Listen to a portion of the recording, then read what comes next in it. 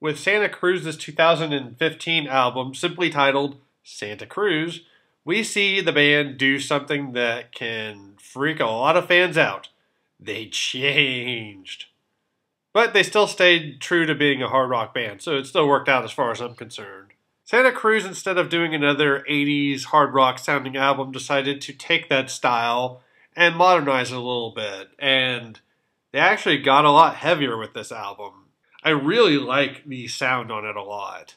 Now, I mentioned on the previous album that Screaming for Adrenaline is amongst my top 25 favorite albums of the decade. That one kicked a whole lot of ass, took a whole lot of names. It was just an awesome album. I like this album more than that. With both albums, I gave each album about 3 or 4 tracks, listening to on YouTube, liked them all enough that I didn't even bother listening to the rest. I just went to Amazon and bought both albums and did not regret that decision. Both albums kick a whole lot of ass, and this is hands down out of their first 3 my favorite album in their discography.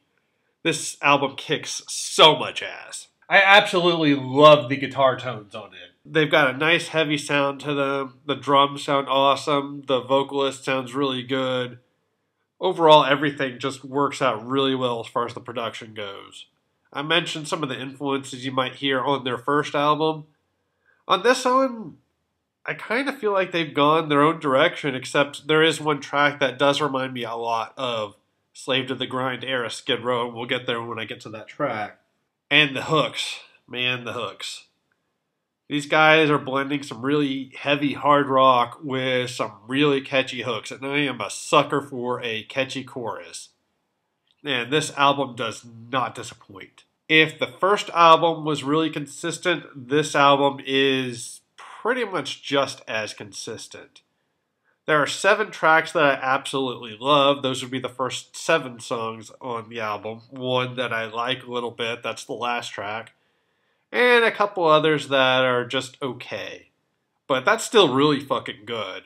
I mean, we're 2 albums in now, and the worst I can say about any of their tracks, which would be those 2 on this album and a couple on the last one, is that they're okay. Certainly listenable. You can definitely put this album on, listen to it front to back, without having to skip a goddamn thing, and you'll be just fine. The solos are even better on this album. I think the guitar riffs are even better on this album. The melodies are a lot better. And mind you, again, I loved the first album. And Santa Cruz really just kicked it into high gear. So what the fuck, let's just get into this shit. The album opens with the track Bonafide Heroes, and from some technical aspects, I think this song could have been better, but I fucking love it no matter what. It's got a cool intro that leads into a nice up-tempo, heavy verse that does slow down a bit too quick. I wish there had been more to the verse. It's very anthemic, especially when they're screaming, fuck yeah. And then the chorus, I'll admit, isn't the strongest ever, but for some reason it really works on this track. I still end up really liking this song a lot. I definitely think it's worth checking out. Velvet Rope is next, and this is a high-energy, up-tempo song. This one reminds me a lot of Skid Row, Slave to the Grind. This is the song I was talking about before. It's got a nice chorus. I kind of like the lyrics to this track. It doesn't sound specifically like a song from that Skid Row album, but it reminds me a lot of something that the band would have done around that time. It's just a really cool song. I like it a lot. My Remedy is next, and this is one of 2 songs which could be tied for my favorite song on the album. They kind of rotate here. This one's definitely an up-tempo song as well. It's got a nice drum beat in the verse, but man, that chorus is fucking catchy as hell. I love this track. 666 Feet Under is next, and this is another really cool song. I like this one a lot. I don't have anything really special to say about it, but it's just a cool song. Bye Bye Babylon is next, and this is a slower paced track. I wouldn't call it a ballad, but it's definitely not an up-tempo rocker either. And this is the other song that could be tied for my favorite song on the album. I really like this one a lot. And the funny thing is I didn't think I would really like it much on first listen, but it really grew on me. Something about this song reminds me a little bit of Hysteria era Def Leppard, but I think this song is better, to be honest with you. And I do like Hysteria. I just like this song more. Maybe it's because I don't have 20-something years of having heard those songs over and over again behind it. I like the verses a lot. I really like the build up to the chorus. In fact, the chorus, I don't really know that there's much of one. I guess there is, but it's not really one of the standout choruses on the album. But it works with what they're doing in the song, and it ends up working really well. I really love this track. We Are the Ones to Fall is next, and now we get back to having the catchy kick-ass chorus. It picks up the pace after a slower song, and this ends up being just another kick-ass song. I really like this one a lot, too. Wasted and Wounded might be my third favorite song on the album. I really like the chorus on this one a lot. The verses are really well done, too. A lot of these songs I haven't had a whole lot to talk about other than just to say they're kick-ass rock songs. And this day and age, how often do you get an album of just kick-ass hard rock? After that, we get into the next couple of tracks, Let Them Burn and Vagabond, Sing With Me.